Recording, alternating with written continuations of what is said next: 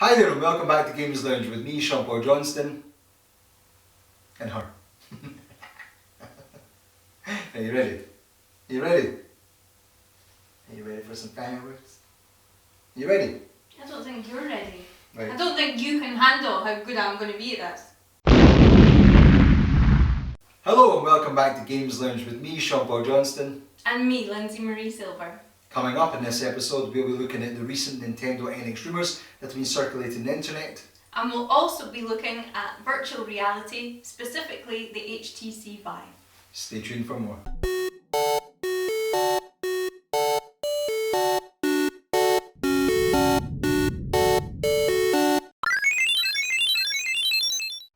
Games Lounge. So, Nintendo NX rumours. Exciting stuff.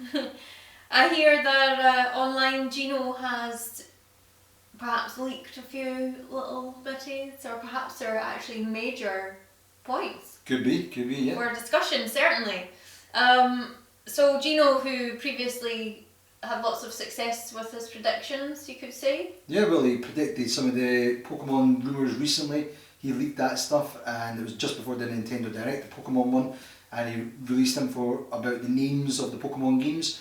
And it turned out the actual images afterwards, they had that name in them, so he obviously got something correct there.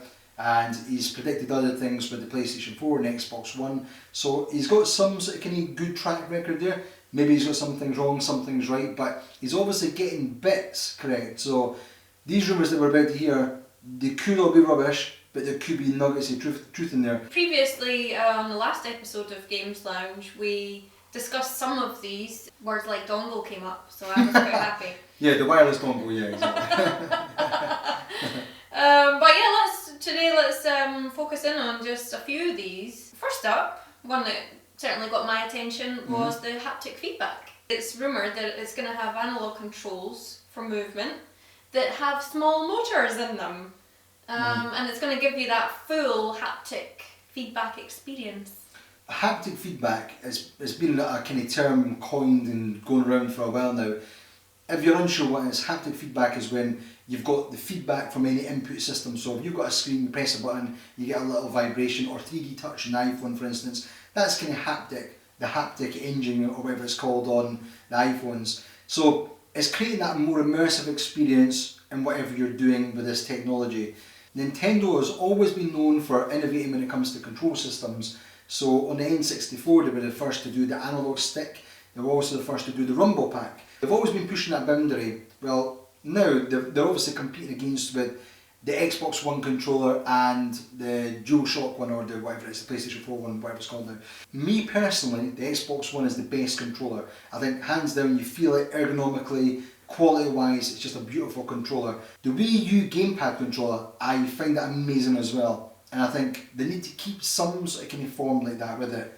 Now, how do you innovate then if Xbox is already doing all the innovation with most of the stuff it's got on its controller, and you've already done most of the stuff with the Wii motion controls and the WiiU gamepad?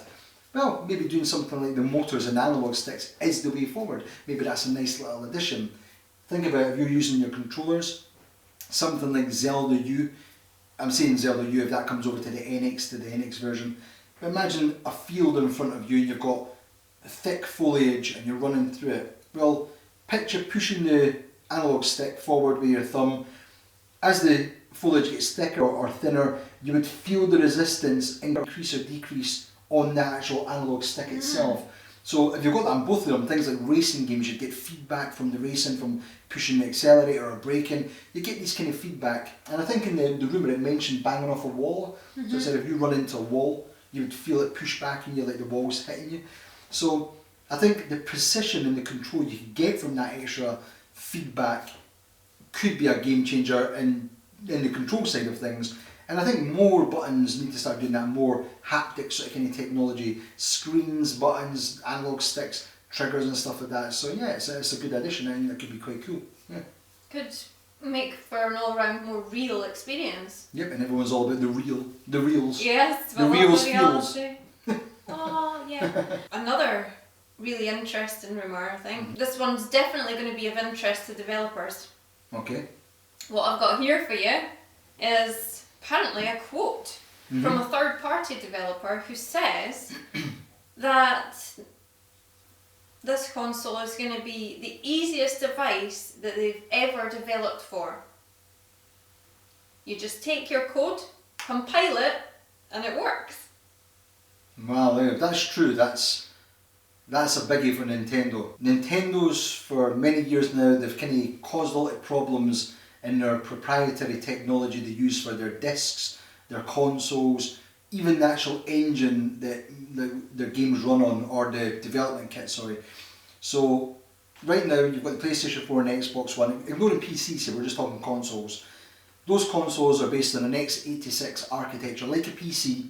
So if someone makes a game on a PC, a developer, they'll make it on the PC first on their dev units, and then they can just compile it, and because it's on the same architecture, they can just port it over to the Xbox One and the PlayStation 4. And that's why you see all the big sort of third-party games going to both those consoles, exclusives, like aside or whatever.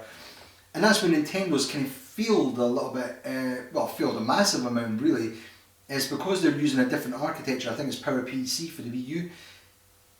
The fact that they've got that there, it means it's a much bigger task or challenge to port your game over. Now, I'm pretty convinced that a lot of these games, you could probably get a reasonable running version of it on the console if the developer put the time and effort into it. And we've seen that with other games from some third parties. The problem comes in is the time and the money, and on a purely business level, you can understand why third parties are reluctant to do it. I don't agree with their crap to say that it's because the machine's underpowered or because of this and that. I think that's just an excuse. I think it really comes down to purely a financial thing, and they don't want to just come across greedy, so they make an excuse. And that's fair enough, it's business or whatever. But if Nintendo's got this new architecture, and it is an x86 based architecture, like the other two consoles, well, you could have a console that's innovating with the controller, it's a portable, so it ties in with the mobile market, and it's also easy to just compile and port the code over. So all those older games that people have been wanting on the Wii U, you might now get in the NX and you'll get a fairly quick port of it, or you can get the newer games. So that could be a massive biggie for Nintendo, and it could get them right back in the game and calm a lot of these naysayers that say that Nintendo's getting screwed up. However, that's all assuming that is true. Well, of course. Yeah. But then imagine all of that great stuff. Imagine then if I told you this next rumour, major plus point. According to this rumour, you can answer phone calls and display text messages. It's not a mobile device though. It's not like as in like a mobile phone. It's basically you would sync it up. Is this what it's saying? You would sync it up. Seems so, yeah. You would sync it up to your mobile phone, like an Apple Watch, for instance, syncs up with your iPhone. You would sync it up via Bluetooth or whatever it is, and it would basically be able to pick your messages and your calls up on the actual NX portable device. If it is a portable device, we're assuming this. So let's go along with the fact that it is a portable device, a new one, like the gamepad, with all this tech built into it. Lindsay's got a Nintendo 3DS, and you somebody's carrying it in your bag, and you play Animal Crossing and Tomodachi Life and stuff. So for you, that kind of thing, how would that make you want to play your console more? Would that make you want to play the PS4? Absolutely, 100%. Yeah. I hate carrying things. I've got a bag and stuff, but I hate carrying my bag around, and normally I'll just walk around with my cards in my pocket, my phone in my pocket, and that's it. I can't be bothered carrying another device. So for me, so if it merged both together, then would you be more inclined to? Well, I'd still need to carry a device around, but I'd then be able to eliminate having to mess around with my phone as much. Yeah. Because then you'd be screening it over to your Nintendo NX portable. They could actually cut down the costs because you would actually be connecting the Bluetooth to your phone. That's the wireless connection. So you would then get around things like network data plans and everything, because as long as you've got a phone which connects up anyway, like an Apple Watch, like I say, then that's what you're using. You're using your phone connection. So Nintendo can skit around that whole part of you've got to have a SIM card or a 3G card or whatever. Yeah, that's clever. Just eliminate that. And all it does is when you're in your home, you connect up to your wireless signal here, or when you're outside, you connect up to your mobile signal, and you get a connection wherever you are. Wow. So you can go into like cafes and stuff, and you can play. So that, yeah, and then things like Street Pass. You love Street Pass. Yeah. Yeah, well, your Street Pass would all just pick up because you've got the Street Pass thing built into that kind of thing. Yeah. And you'd have the mobile side of it that would pick up from networks. Yeah, they're obviously That using... could be really, really amazing. Yeah. And you could see how they could, you know, take that into lots of different avenues. They could develop that in so many different ways. All these things together, I think if you put them all into a package, it sounds too good to be true. And maybe it is, and maybe that's the point. Maybe half of these rumours will just turn out to be rubbish. But if any of them have got any credence, wow, that could be a game, like Nintendo could be back in the game here. Of the rumours that we've heard about, which are you most excited about? The converting the games has never been that much an issue to me. It's like, I play the Wii U, I'm happy with the first party games. Some of the other third party games, I've never been that bored anyway. I find them a bit sort of kind of cheap and kind of money grabbing and stuff. I'd like to see something like the Division on the Wii U, but it's not going to happen. So if Nintendo NX can do that, great. Sync it up to your mobile phone and being able to use it with your mobile network and having your things coming on your gamepad, that's probably a big one for me. Because I think all the technology wise, graphics wise, tech wise, that's all fine. But bridging that gap, that's exciting to me, because that is Nintendo showing a cool bit of initiative and forward thinking.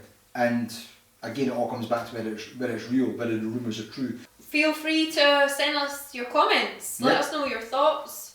We perhaps can discuss them in the next episode of Games Lounge. Yeah, put it there and we'll see what we think, see what you think of each of these rumours or any of the other ones. We'll actually post up, you'll see the rumours, we'll post it up and you can go and check them out. We'll put a link in the description as well, so you can go and read over them and kind of peruse over them like again and again and again. And go and check the other ones as well, definitely.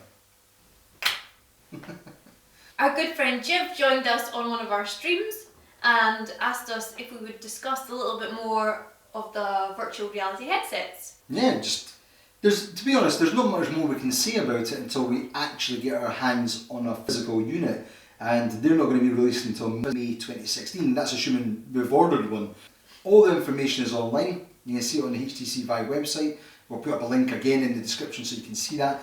The main difference is that we're aware of anyway, and from what we can see, is that it's a little bit more expensive, but with that extra expense you get the hand controllers, the wands, so you're getting those as part of the package straight away instead of waiting, unlike Oculus where you're going to have to wait until they bring in their handset, which might end up costing a couple of $100 anyway, or a couple of £100 anyway. The other thing is as well is that the HTC Vive has got, I think they're calling it a chaperone system, and what it is you've got the two little wireless boxes, receiver transmitter things that go up in the corners of your room, and what they do is the front of the headset's got like 32 trackers on it, and it's got a camera as well, and that allows you to position almost perfectly really well within a certain amount of space.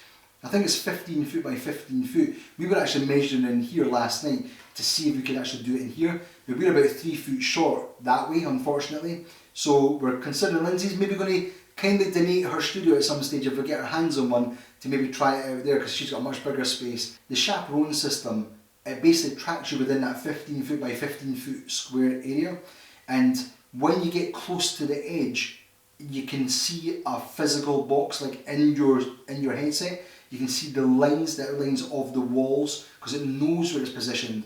So I think that's the only big major difference. Obviously the camera as well. There was a video online, we watched it last week there, and what the video done when the guy was playing it was you can get a view from the front facing camera on the headset.